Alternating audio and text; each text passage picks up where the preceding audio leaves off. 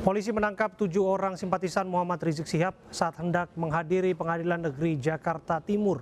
Mereka kemudian dibawa ke Mapolres untuk menjalani pemeriksaan.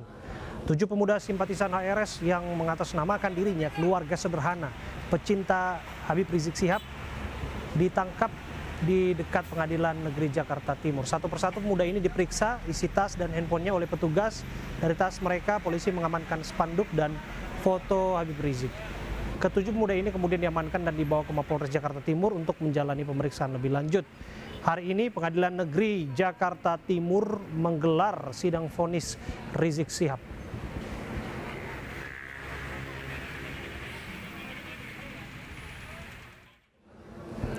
Rizik Syihab divonis 8 bulan dalam kasus kerumunan di Petamburan, Jakarta Pusat. Mantan pimpinan Front Pembela Islam dinyatakan bersalah karena pelanggaran protokol kesehatan. Vonis ini lebih ringan dari tuntutan jaksa 2 tahun penjara.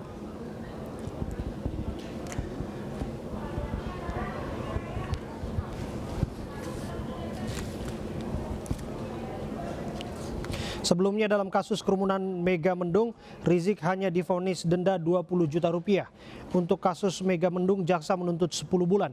Rizik masih harus menunggu kasus swab tes palsu di Rumah Sakit Umi dengan tuntutan jaksa 2 tahun penjara.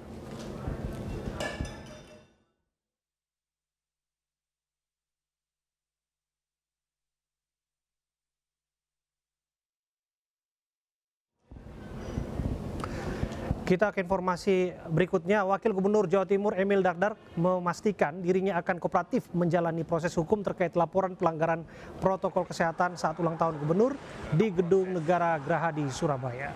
Polda Jawa Timur menerima laporan dari sejumlah elemen masyarakat terkait pelanggaran protokol kesehatan ulang tahun gubernur Kofifa Indar Parawansa dan Wakil Gubernur Jawa Timur Emil Dardak di halaman rumah dinas yang lokasinya berada satu komplek dengan Gedung Negara Graha di Surabaya. Wakil Gubernur Jawa Timur Emil Dardak memastikan akan menghormati proses hukum yang sedang berjalan. Dirinya siap dihadirkan ke Polda Jawa Timur jika dibutuhkan untuk memberikan keterangan terkait laporan dugaan kerumunan di Gedung Negara Grahadi.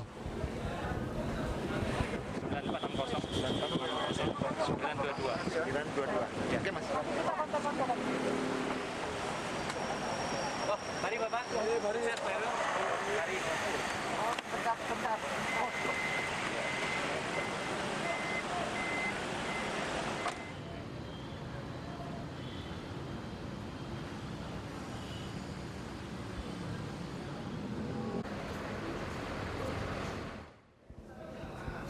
Drama penghentian ataupun pemberhentian penyidik atau pengurus KPK terus berlanjut. Kami sudah bergabung bersama dengan Nova Riza, pengurus wadah pegawai KPK, untuk mengetahui lebih dalam apa yang sebetulnya terjadi dan bagaimana informasi terkini mengenai kasus ini. Selamat malam, Mbak Nova. Selamat malam, Mas Abra.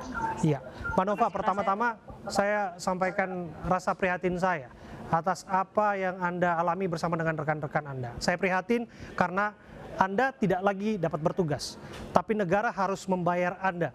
Yang ingin saya tanyakan, sampai saat ini Anda sudah tahu masuk di klaster yang dibina 24 orang atau 51 yang dipecat?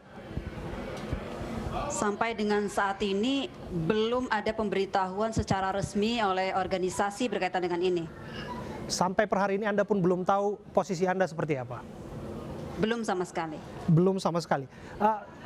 Sebelumnya Anda bertugas di pos mana, bisa dijelaskan kepada kami, Mbak Nova? Ya, saya bertugas di Direktorat Pembinaan Jaringan Kerja Antar Komisi dan Instansi sejak tahun 2007. Jadi relatif 14 tahun saya sudah mengabdi di KPK, Oke. Mas Abraham. 14 tahun Anda mengabdi di sana semakin miris jika apa yang Anda alami saat ini terjadi. Yang ingin saya tanyakan kemudian adalah status kepegawaian Anda sampai saat ini seperti apa, Mbak Nova? Nah, ini sendiri kita bingung ya.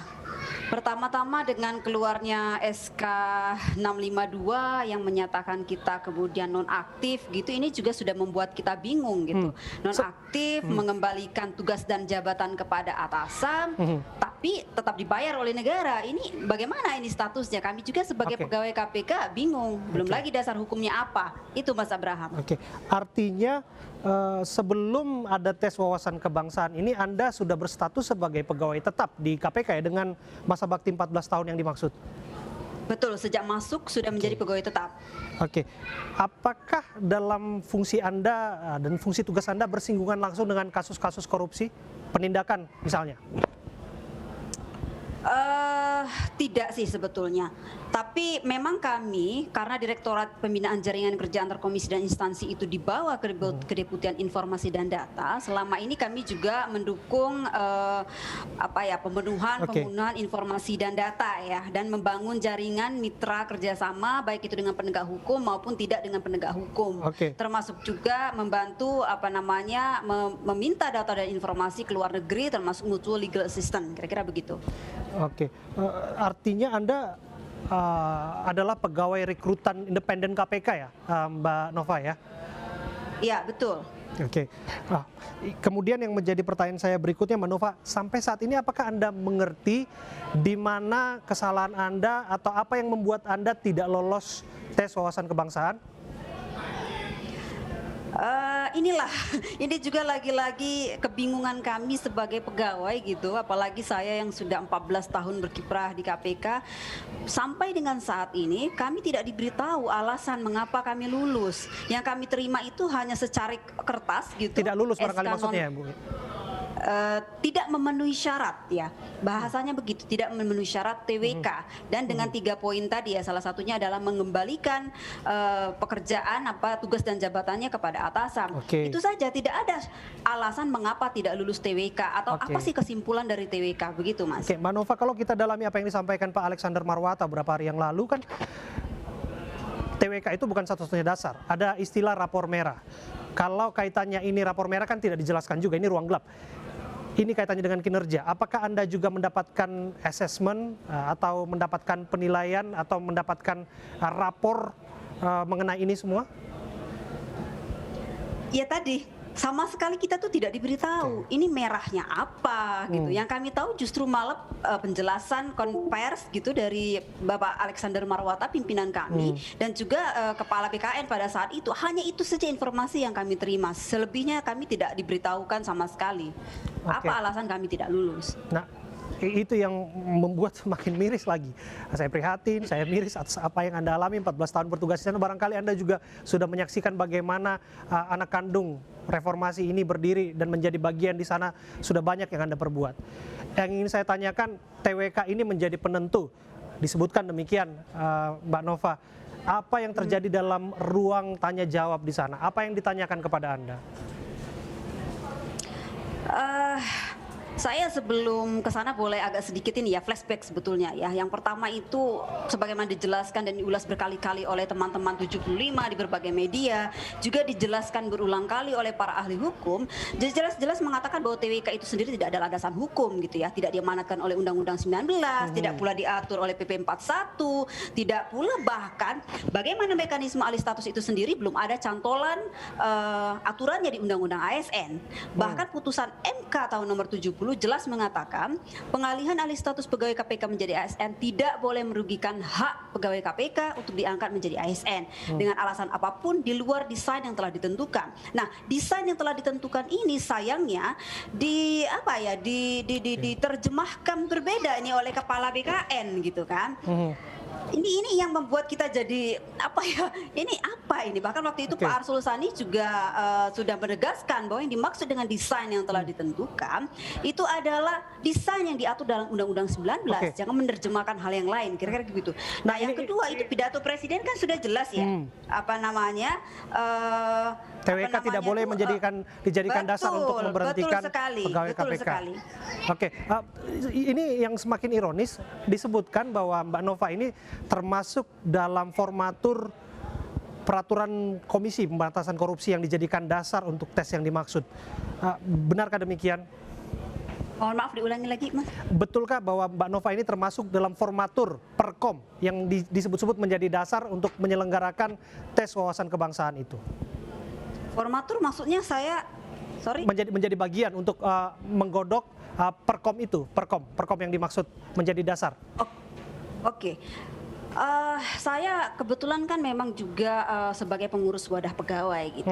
Jadi waktu itu kita juga diundang sebetulnya pada bulan November seingat saya untuk menggodok Perpim 1 ya, Perpim 1 yang menjadi dasar tata cara gitu melakukan alih status pegawai KPK menjadi ASN. Itu tata cara. Tetapi sama sekali tidak ada ketentuan terkait dengan TWK. Nah, itu yang kita agak sedikit aneh. Itu bingung juga kita.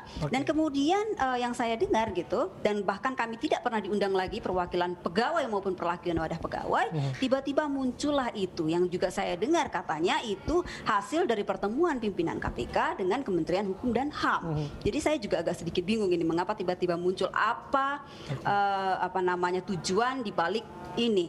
Begini, saya ingin menegaskan sebetulnya undang-undang sudah memberikan kemudahan bagi KPK untuk alih status. Kenapa? Karena alih status menjadi ASN itu kan adalah keinginan gitu ya, dipaksa oleh undang-undang gitu. Kami itu ibarat tinggal di rumah gitu, tiba-tiba depannya nih mau dipoles ini gitu supaya cantik gitu. Kok tiba-tiba oleh orang tuanya gitu pimpinan KPK disuruh keluar nih, keluar dulu. Tapi kalau lo mau masuk, bikin paspor baru. Nggak boleh masuk nih kalau nggak ada paspor baru yang ditentukan oleh orang tuanya sendiri. Jadi itu bingung gitu. Ini logikanya dari mana gitu. Padahal jelas undang-undang sudah menegaskan. Kemudian putusan MK 70 juga sudah menegaskan. Presiden lagi-lagi juga sudah menegaskan. Ini ada apa sebetulnya? Itu kira-kira Mas. Soal tes yang banyak menjadi perbincangan publik begitu, Mbak Nova. Benarkah ada keanehan ketika tes wawasan kebangsaan ini dilakukan terhadap Anda? Kalau saya pribadi sebetulnya pertanyaannya memang relatif tidak terlalu ada yang seksis ya ataupun yang berkaitan dengan pelanggaran HAM.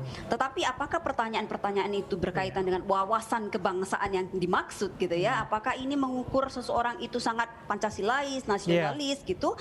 Itu juga ada pertanyaan-pertanyaan yang agak tidak relevan gitu. Misalnya pertanyaannya adalah kalau transfusi darah gitu dengan non-muslim apakah bersedia gitu kan? Ya saya tentu jelaskan kalau dalam Islam dalam kondisi darurat gitu untuk kemaslahatan umat itu bisa diterima gitu. Saya contohkan juga vaksin. Vaksin kan kita ribut-ribut nih vaksin ada unsur babi, tetapi itu kan dalam rangka kemaslahatan bersama gitu itu diperbolehkan di dalam Islam. Itu yang saya jelaskan. Jadi Anda merasa bahwa pertanyaan ini tidak ada masalah lah untuk Anda memberikan jawaban-jawaban ya. Kita akan dengarkan terlebih dahulu Mbak Nova beberapa statement dari rekan-rekan Anda yang nasibnya juga tidak jauh berbeda.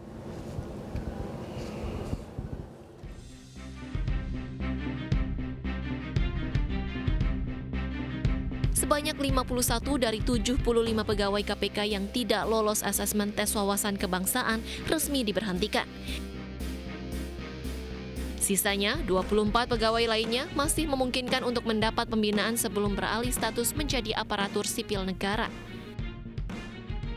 Seperti apa respon pegawai KPK yang tidak lolos asesmen tes wawasan kebangsaan? Saya sangat kecewa dengan pimpinan KPK. Yang setelah kita pelajari, ternyata pimpinan KPK itu memang tidak punya pengetahuan, tidak punya kompetensi terkait dengan proses assessment. Karena apa? Karena proses assessment itu hal yang paling fundamental. Penyelenggara assessment itu harus berkonsultasi, berdiskusi dengan user. Dalam hal ini usernya adalah KPK. Sehingga tidak dilepas. KPK tetap monitoring terkait dengan metodologi, jenis pertanyaan, dan itu tidak dilakukan. Menurut peraturan KPK, proses assessment itu harus memenuhi 6 komponen. Jadi mulai ada tes tertulis, ada bikin IC, ada role play, ada FGD, ada presentasi, dan lain-lain. Nah, kalau itu dilakukan secara utuh, ya, dengan 6 komponen itu, tingkat validitas dan reliabilitas tes itu hanya 65%. Artinya apa? akurasinya untuk itu tepat menuduh orang, menjat orang itu hanya 65%. Kalau itu pakai 6 komponen. Bisa kita bayangkan ini seorang pegawai KPK, ini penyingkiran ini. Diperlakukan syarat-syarat yang lebih berat dibanding dengan presiden, dibanding dengan gubernur, dibanding anggota DPR dan anggota DPRD. Itu adalah kebijakan, keputusan yang bertentangan dengan butuh upaya ekstra sebetulnya untuk mendapatkan informasi dari pihak KPK mengenai apa yang sebetulnya terjadi. Sampai beberapa kali pun kita mengundang, belum ada konfirmasi dari masing-masing pimpinan KPK mengenai apa yang terjadi. Tapi yang bertebaran di luar sana soal diskursus. Yang terjadi adalah pegawai KPK yang diberhentikan radikal, mendukung organisasi terlarang. Anda merasa salah satu dari yang dimaksud, Mbak Nova? Inilah yang beratnya gitu ya Mas, masalah stigma gitu ya. Jadi tidak memenuhi syarat, kemudian labeling merah tidak tertolong, tidak dapat dibina. Ini betul-betul labeling yang sangat tidak berhati nurani menurut saya gitu ya. Ini bahaya gitu. Ini kita mau kembali lagi ke orde lama ya, kira-kira saya berpikir begitu gitu loh. Coba bayangkan Mbak, itu Mas. Saya sehari-hari mengajar pelajaran PPKN buat anak saya gitu kan, karena ada PR begitu-begitu. Itu kan kita mengajari dia tentang nilai-nilai Pancasila, Undang-Undang Dasar 1945, harus mengajarkan hak dan kewajiban sebagai warga negara. Nah, dengan label seperti itu, masih pantaskah saya mengajar anak-anak saya gitu? Itu yang saya Mendidik katakan. saya, gitu. Saya sampai merinding. Saya simpatik atas apa yang terjadi pada Anda. Karena 14 tahun Anda bertugas di sana. Suatu kebanggaan untuk buah hati Anda bahwa Anda pejuang pemberantasan korupsi. Namun kemudian label-label ini bermunculan entah dari mana. Bagaimana kemudian nasib buah hati Anda, keluarga Anda, anak Anda mengenai kejadian ini? Ya sayang, kebetulan ya anak saya kan masih SD gitu ya. Mungkin mereka belum paham dan mengerti. Tapi nanti kan ini tercatat di sejarah gitu. Ibunya masuk dalam 75 gitu ya. Anggaplah 51. Sebetulnya 75, 24 itu gak ada bedanya karena sudah terstigma sebetulnya. Coba bayangkan, itu tercatat di dalam sejarah ibunya ini dinilai anti Pancasilais, tidak nasionalisme, berpikiran liberal. Bahkan berpikiran liberal saya bingung juga. Mengapa berpikiran liberal itu menjadi dapat dinilai sebagai unsur-unsur radikalisme. Ini perlu diassess ulang ini kesimpulan dari tes BKN ini gitu, Mas. Coba dibayangkanlah mungkin pemirsa yang sedang menonton ini kalau dalam posisi saya, ibu-ibu yang dalam posisi saya, coba bayangkan bagaimana rasanya gitu menghadapi anak-anaknya ke depan, begitu, Mas. Satu hal yang ingin kami konfirmasi, kebenarannya bukan demikian, Mbak Nova. Ya, betul. Dukungan terhadap organisasi terlarang apapun itu tidak pernah terjadi atau tidak pernah datang dari Anda? Tidak pernah sama sekali, itu yang saya bingung. Pak Alexander Marwata itu 2 tahun periode, mungkin sangat mengenal saya gitu. Pak Gufron juga begitu ya. Jadi silahkan, mungkin secara pribadi mereka pasti akan paham betul bagaimana seorang Nova Riza, kira-kira begitu. Oke, termasuk bahwa rekan-rekan Anda juga ada beberapa yang beragama Nasrani. Mereka Kristen, kemudian ada Buddha. Ini beberapa penyidik yang juga bertugas mengatasi kasus-kasus besar. Benarkah demikian, Mbak Nova? Nah, itu lagi-lagi jangan kita termakan oleh isu itu hanya 75 gitu ya. Dari masih ada 1.200-an pegawai KPK. Kok diributin 75 ini? Tapi coba dilihat 75 ini komposisinya apa gitu kan. Ada sekitar 20 penyidik dan penyelidik gitu. Kasatgas, ada 12 Kasatgas. Kasatgas senior, Kasatgas yang saat ini sedang menangani perkara-perkara besar. Ini lobster, bansos dan lain-lain. Kemudian ada Mas Harun Al-Rashid yang terkenal sebagai Raja OTT gitu kan.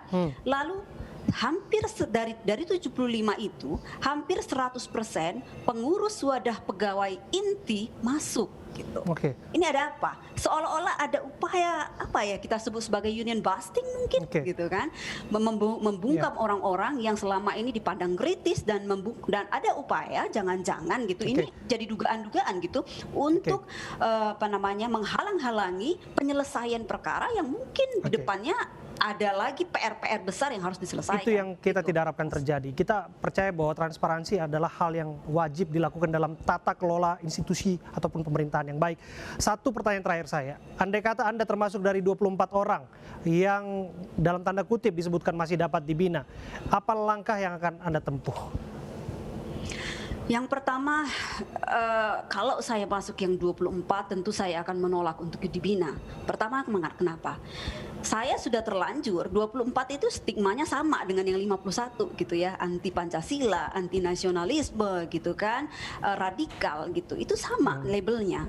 Cuma ya seolah-olah bisa dibina gitu, itu yang pertama. Yang kedua, setelah kita dibina, kita juga akan dites, ini penghinaan bagi saya gitu loh, ini serius gitu atau tidak gitu, untuk memberikan peluang yang 24 ini untuk juga tetap berkiprah gitu di KPK. Ini main-main ini. Begitu, Mas. Oke, saya percaya apapun yang dimaksud dari ini semua, bila disebutkan bahwa ada niat baik di balik ini semua, sebaiknya dilakukan dengan tata cara prosedur yang baik, dengan prinsip-prinsip tata kelola yang baik, transparansi, akuntabel, dan partisipatif. Itu yang wajib dilakukan, karena KPK adalah anak kandung dari reformasi. Terima kasih, kami berharap keadilan dan kebenaran akan terungkap bagi siapapun yang mencarinya, termasuk Anda dan teman-teman. Terima kasih, Mbak Nova. Sama-sama, Mas Abraham. Kita ke informasi lainnya, Rizik Syihab divonis 8 bulan penjara dalam kasus kerumunan Petamburan, Jakarta Pusat. Mantan pimpinan Front Pembela Islam menyatakan bersalah karena pelanggaran protokol kesehatan. Vonis ini lebih ringan dari tuntutan jaksa, 2 tahun penjara. Cuma teknisnya ya, teknis pembacaannya ini perlu waktunya tidak terbuang, tidak terlalu banyak waktu, tebal. Kita konfirmasi langsung tanggapan dari kuasa hukum Rizik Syihab mengenai vonis ini, Bang Ali Alatas. Selamat malam. Assalamualaikum, Bang Ali. Ya, waalaikumsalam warahmatullahi. Selamat malam. Oke, Pak Rizik Syihab divonis 8 bulan penjara untuk kasus Petamburan, 20 juta untuk kasus di Megamendung. Bagaimana kuasa hukum menanggapinya? Ya, tentu kita tetap kita selaku kuasa hukum tetap berpendapat bahwa Habib Rizik dan kawan-kawan itu tidak bersalah gitu. Tapi tetap tentunya kita hormati proses hukum, kita hormati pendapat hakim dalam hal ini yang telah memutus untuk kasus Petamburan, kerumunan Petamburan itu 8 bulan, potong masa tahanan, kemudian Megamendung, Bang Ali, denda 20 juta. Sebelum lebih jauh lagi, Anda menyatakan bahwa tetap percaya bahwa Rizik Syihab tidak bersalah, artinya bahwa akan mengajukan banding? Ya, itu tentu sebagaimana yang kita katakan tadi, kita pikir-pikir, melihat segala kemungkinan, dan kita melihat segala situasi. Nah, tapi tentunya menurut keyakinan kami selaku penasihat hukum daripada Habib Rizik Syihab maupun Ustaz Sobri Lubis dan kawan-kawan seterusnya, kami meyakini betul bahwa mereka tidak bersalah. Tapi tentunya kita hormati segala proses hukum, kita hormati hak hakim dalam memutuskan, dalam berpendapat, tentunya begitu yang kita yakini. Yang jelas putusan ini kan lebih rendah dari tuntutan jaksa penuntut umum. Jika kemudian banding, apakah punya dalil yang lebih kuat lagi bahwa hukumannya lebih ringan? Atau barangkali memang bebas murni? Ya, masalah banding balik lagi, masalah banding kita masih pikir-pikir apakah kita banding atau tidak gitu. Tapi yang pasti begini, ada beberapa hal itu yang menarik dalam putusan pengadilan tadi. Ya, terutama tadi di Megamendung, hakim punya pendapat bahwa memang terjadi ketimpangan dalam penegakan hukum, terutama penegakan pelanggaran prosedur kesehatan, gitu, prokes. Itu menarik bahwa memang ada ketimpangan. Arti ketimpangan sini apa? Ada diskriminasi. Sehingga kemudian kalau seandainya dikenakan pidana badan langsung begitu, maka kemudian ini diskriminatif akhirnya, karena kenyataannya banyak faktanya di lapangan. Banyak sesungguhnya pelanggaran prokes dimanapun berada. Tapi yang memang dipidana badan tuh menurut yang kami ketahui bahwa Habib Rizik. Artinya berat sebelah, Anda melihat pelanggaran serupa marak terjadi, namun yang ditarget dalam tanda kutip ini adalah klien Anda. Itu pertimbangan putusan hakim dalam kasus Megamendung. Sehingga kemudian hakim berpendapat bahwa pidana badan itu akan terlalu berat bagi Habib Rizik sehingga hakim memutuskan sanksi denda. Nah, karena kenapa? Karena dalam kasus Megamendung dianggap Habib Rizik ini culpa, artinya hanya sekedar lalai, tidak sengaja dalam melakukannya. Gitu. Secara personal bagaimana kemudian Rizik Syihab bereaksi atas putusan ini? Sama, sebagaimana saya katakan, kita masih pikir-pikir, mempelajari segala kemungkinan, mempelajari segala situasi, apa yang akan kita tempuh nanti, tentunya itu berdasarkan segala pertimbangan. Karena dalam hukum kan hitam putih kan, jelas antara bersalah ataupun tidak. Ini kan satu hal juga yang akan menjadi pertimbangan juga mengenai langkah hukum. Jika merasa memang tidak bersalah, ada langkah, ada prosedur yang disiapkan di sana. Jika merasa bahwa putusan dirasa sudah memenuhi rasa keadilan, saya pikir diterima. Untuk kasus Petamburan sebenarnya Habib Rizik sudah secara mungkin boleh diputar ulang. Habib Rizik sendiri sebenarnya sudah mengakui memang ada pelanggaran prokes kan di sana. Ada pelanggaran prokes. Betul. Gitu. Dan kewajiban itu kan sudah diberikan kepada Pemprov DKI Jakarta waktu itu. Sudah kita laksanakan lewat sanksi administratif yang dikenakan kepada kita oleh Pemda DKI waktu itu. Nah, kemudian dalam kasus Petamburan, kita bicara kasus Petamburan sekarang. Menariknya kemudian terbukti atau tidak terbukti dalam kasus Petamburan bahwa Habib Rizik melakukan penghasutan. Itu poinnya. Bahwa Habib Rizik itu hanya mengundang, bukan menghasut. Kemudian bahwa yang namanya acara maulid itu sebenarnya tidak dilarang. Tuh. Tidak ada masalah sebenarnya melakukan acara maulid. Cuman kemudian dalam pelaksanaannya tentu tetap wajib menaati prokes. Nah, dalam kasus kita memang terjadi pelanggaran. Kemudian yang akhirnya Habib Rizik bayarkan denda waktu itu. Singkat saja, kita berbicara ke depan soal agar simpatisan Pak Rizik Syihab ini kan cukup banyak, agar tidak bereaksi yang berlebihan, apa yang disampaikan? Ya tentunya sampai detik ini Habib Rizik tetap taat dalam proses hukum, tetap mengikuti proses hukum, maka semuanya kita minta bukan hanya pendukung Habib Rizik saja, semua pihak sebagai warga negara Indonesia yang baik kita hormati proses hukum. Karena hukum adalah panglima di negara ini, kita adalah negara hukum. Terima kasih waktu Anda. Kita negara hukum, bukan negara kekuasaan. Jadi nggak boleh oligarki itu berkuasa seenaknya. Terima kasih waktu Anda berbincang bersama kami, Bang Ali, kuasa hukum Rizik Syihab. Pemirsa, korban kecelakaan rombongan arisan di Malang menjadi 8 orang. Jangan kemana-mana, kami kembali untuk Anda saat lagi.